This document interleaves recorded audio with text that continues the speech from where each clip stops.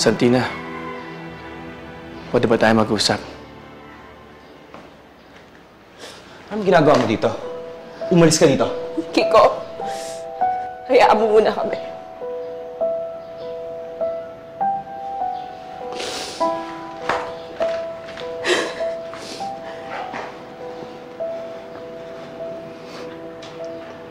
May gusto akong malaman. Naglihim ka ba sa akin?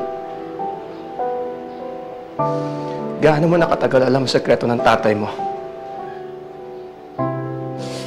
Alam mo ba kung gaano kasakit na tinanong mo sa akin yan, Efraim? Wala ka bang tiwala sa akin? Ganun bang maliit yung tingin mo sa pagmamahal ko sa'yo?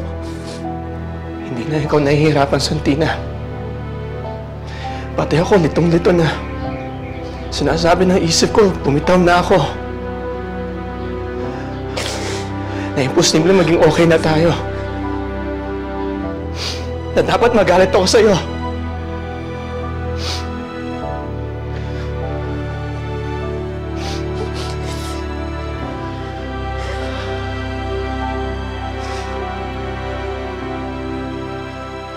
Pero ang puso ko,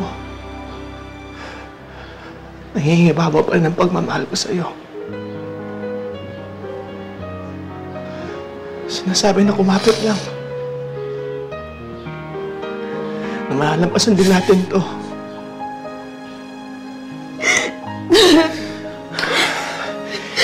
Hindi mo kasalanan ang kasalanan ng tatay mo.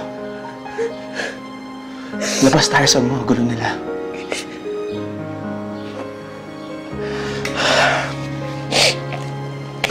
Ang importante, nagmamahalan tayo. Mahal na mahal kita, Santina.